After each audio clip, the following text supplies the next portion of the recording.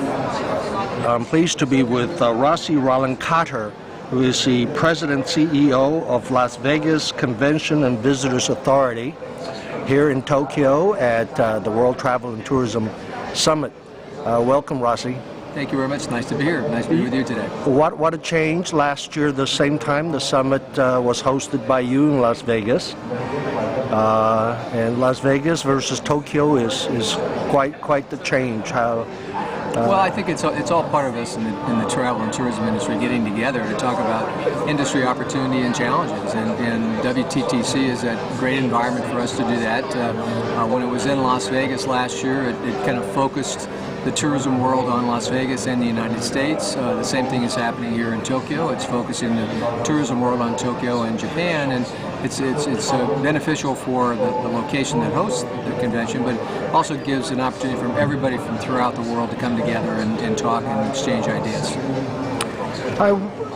Many years ago, I read kind of a piece about what do destinations do when they reach maturity, and the kind of innovation they have to go through to remain on top of the hill, so to speak, and keep growing.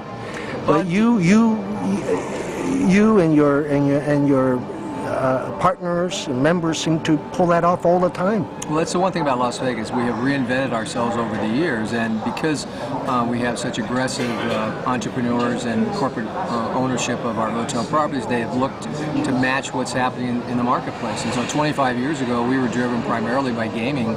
That has totally changed because the market changed, both from the domestic standpoint, internationally, and on the convention side. And so they've added convention facilities and more golf courses and cutting-edge technology in the rooms and within the infrastructure of Las Vegas.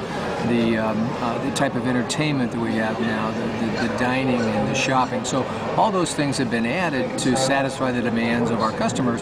That's why we're able to attract, for this year, 2012, we're projecting 40 million visitors. And so when you do that, you need to have something for everyone, a price point and a product, to allow them to come to your destination.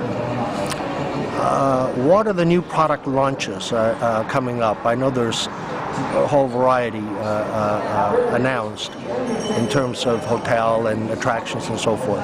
Well, we added 16,000 rooms during the recession. So, despite the fact that all of us were going through this major recession, not only in the United States but throughout the world, we added 16,000 rooms. So we have a little over 150,000 rooms. Right now, there's a lot of renovations going on. The Plaza Hotel just reopened downtown. It was totally remodeled. Got some renovations of properties downtown. The MGM Mirage Group's renovating a lot of their properties. Same thing with Caesars. They have another new tower that will be open in the fall. So a lot of that reinvention of itself. The Link project, which is being built by Caesars Entertainment, which will be a street that will be between the Imperial Palace and the Flamingo Hotel, which will go east, and that'll be a whole street of shops and restaurants and entertainment centers, ending with the High Roller, which is an observation wheel similar to what is the Eye in London, be 550 feet high, and it'll be a rotation. You'll be able to see the strip and 40 people per pod, and there'll be drink service and so forth, and that's going to be a major attraction. So that's going on.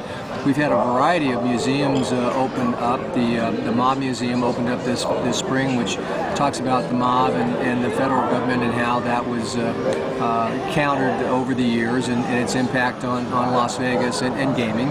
The Neon Museum, which is a compilation of all the old signs of Las Vegas. Neon is kind of our artwork in Las Vegas, and so that will open up in May. And then you've got the Smith Performing Arts Theater downtown, which will give us Broadway plays. That just opened up about 2 months ago. So a lot of that activity. And then to add to that, we are going to be opening in June Terminal 3 at the airport on June 27th, which will be built, it has been built for the international arrivals. So half of the gates, 7 of those gates, will be all international, the customs facility and so forth, state of the art. And so there's a lot of those types of things going on, again, adding to the attractions of what Las Vegas has to offer. Speaking of airport and flights, where are the capacity increasing from which markets and which overseas markets? Well, on that 27th of June will be the inaugural flight for Copa Airlines, which will be giving us 5-day-a-week service out of Panama City, which connects to 35 major cities within Central and South America. So that's a new flight. We've had increases in service. Virgin added a flight out of Manchester to Las Vegas. British Airways changed gauges. They went from a 777 to a 747, which gives us about 18,000 more seats a year. They're filling those, not only with people from the UK, but also from continental Europe. About 30% of the seats are being filled there. Viajas has been adding service out of Mexico, WestJet out of Canada. So we've seen that's been our biggest increase as far as lift and seats coming into the marketplace.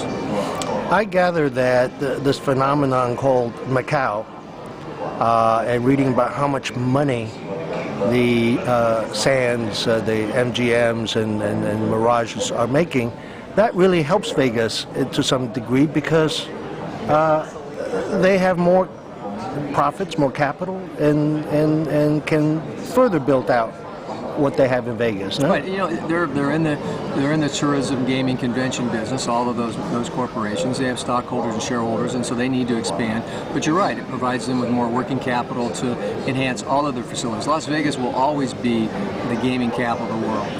Even sometimes you'll see advertising for competing places, the Vegas-style gaming, and so that's one thing. The other is that they are creating new customers for Las Vegas. As more visitors go to Macau, as things happen in Singapore, throughout Southeast Asia as far as gaming, that will become a customer base for us because people are going to want to come to the United States, they want to come to Las Vegas. And as the visa situation improves and the presidential executive order that was just put into place by President Obama in January identified China as one of those places where we needed to increase the flow of the processing so more people can get visas to come to the United States. Same thing in Brazil. As we see that happening, it's going to be more customers for us. And so we're in a global environment. Again, we have a unique product. There is no city like Las Vegas any place on the face of the earth, and so we will continue to make sure that we provide that customer service and deliver on our brand promise. And I presume you'll be an active and big participant in Brand USA marketing overseas. Yes, in fact, when that was developed, and Senator Reid was one of the proponents of that, of course, yes, was part of making that go forward. He used the example of how the Las Vegas Convention and Visitors Authority is organizationally structured. We're the brand marketer for all of Las Vegas, and then the hotels market underneath our brand. Same concept for Brand USA. They're going to market Brand United States of America, Brand USA, and then all of us as destinations, as states, as attractions are going to market underneath that. And so the formula is there, and it's going to give us a great opportunity to extend the brand of what Las Vegas has to offer, the brand of USA, what it has to offer, all the other great brands of America. And so it's going to be a very effective way for us to position ourselves with the travel world. Rossi Ralenkotter, President and CEO of Las Vegas Convention and Visitors Authority. Thank you very much. Enjoy Tokyo. Thank you very much. I appreciate it.